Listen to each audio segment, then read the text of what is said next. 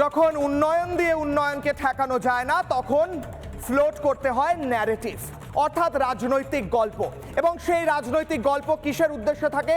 আপনার আমার brain wash, মাথায় একটা গল্প ঢুকিয়ে দেওয়ার উদ্দেশ্য থাকে। এবং সেই গল্প ঢুকিয়ে দিতে এই মুহূর্তে যে ন্যারেটিভ ফ্লোট করা হয়েছে, রাম নাকি মহিলা বিরোধী এবং তারই সঙ্গে সঙ্গে বিজেপি নাকি মহিলা বিরোধী, এমনটাই বলছেন তৃণমূল নেতৃত্ব, বলেছেন মমতা বন্দ্যোপাধ্যায় নিজ। প্রথমেই রাজনৈতিক বিতর্কের আগে চলে যাব সরাসরি, আমাদের সঙ্গে রয়েছেন ইসকনের বরিষ্ঠ সন্ন্যাসী এবং জিবিসি সদস্য ভক্তি বিজয় ভাগবত স্বামী মহারাজ।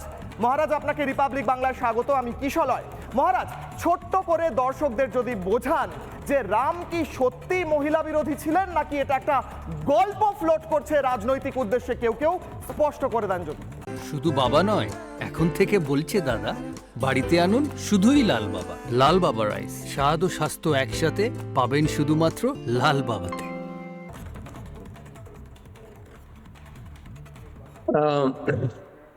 শুনতে পাচ্ছেন আপনারা? একদম, বলুন মহারাজ। রিপাবলিককে আমি ধন্যবাদ জানাই আমাকে এখানে আমন্ত্রণ করার জন্য। তো আমি রয়েছি অযোধ্যাতে আমি রয়েছি এবং আমাদের এখানে বিশাল কর্মকাণ্ড চলছে। তো এই ধরনের যে একটা প্রস্তাব এসেছে বা এই জন্য অভিযোগ আপনারা এনেছেন, এটা ভিত্তিহীন, এটা সম্পূর্ণ ভিত্তিহীন।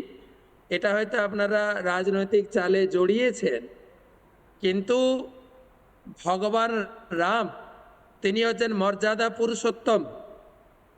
তিনি কঠোর নীতিবান ছিলেন, আদর্শবান ছিলেন, আদর্শ চরিত্রের ব্যক্তি ছিলেন, আদর্শ একজন পতি ছিলেন।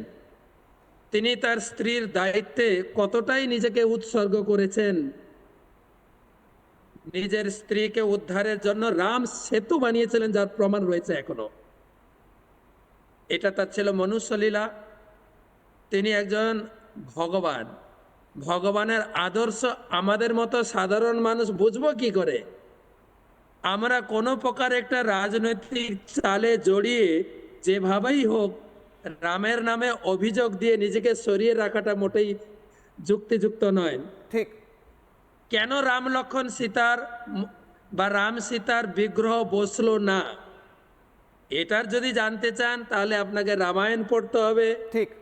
যে জায়গায় ভগবান রামচন্দ্রের মন্দির তৈরি হয়েছে সেটা ছিল ওনার জন্মভিটা।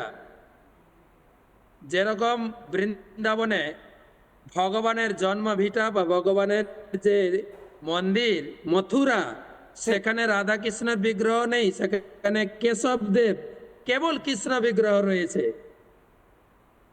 তাই এই রামলালা মন্দিরে 4 জনের বিগ্রহ রয়েছে, রাম, লক্ষণ, ভরত এবং শত্রুঘ্ন। একদম। এবং পাশের মন্দিরে তৈরি হবে রাম, সীতা, হনুমান এবং লক্ষণের মন্দির। এখানে কোনো প্রকার অভিযোগের প্রশ্ন আসে না। যদি অভিযোগ আসে, এটা অনেক বরিষ্ঠ ধর্মীয় আচার্য তাদের আচরণে, তাদের ব্যবস্থাপনায় এই মন্দিরের কার্যক্রম তৈরি হয়েছে। এটা কোনো মোদী সরকার বা মোহন ভাগবত যে এটা করেননি। এটা বড় বড় আচার্যদের সাংগঠনিক শক্তি নিয়ে, আলোচনা নিয়ে এই মন্দির তৈরি হয়েছে। ঠিক। মহারাজ, 30 সেকেন্ডের মধ্যে যদি বলে দেন, আপনাকে অনেক ধন্যবাদ, আপনি এত সুন্দরভাবে এক্সপ্লেন করলেন। 30 সেকেন্ডের মধ্যে যদি বলে দেন, আমার খুব ডাইরেক্ট প্রশ্ন, রামচন্দ্র কি মহিলা বিরোধী ছিলেন বা মা সীতার বিরোধী ছিলেন, স্পষ্টভাবে? এটা আমাদের মনুষ্য জীবনে পতির কত দায়িত্ব, এই দায়িত্ব জগতে দেখানোর জন্য ভগবান রামচন্দ্র এই লীলা তিনি করেছেন।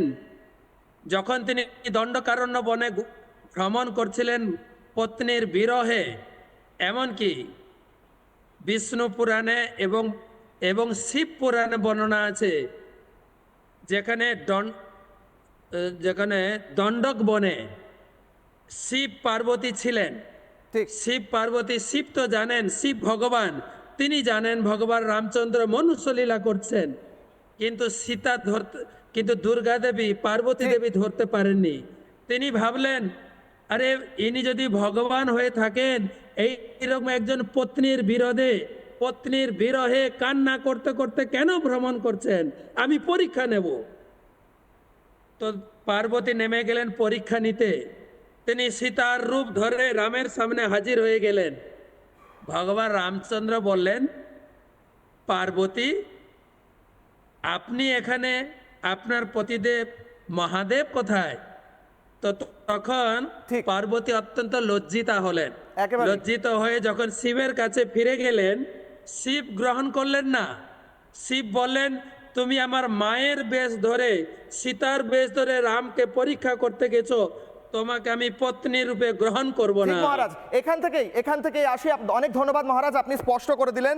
দর্শকদের কাছে স্পষ্ট করলাম শাস্ত্রীয় ব্যাখ্যা, কোনোভাবেই রামকে মহিলা বিরোধী বলা যায় কিনা। যে ন্যারেটিভ অত্যন্ত সুচারুভাবে কোথাও যেন রাম মন্দিরের উন্নয়ন এবং উত্তরপ্রদেশের উন্নয়নের সাথে না পেরে উঠে করার চেষ্টা হচ্ছে, তারই সঙ্গে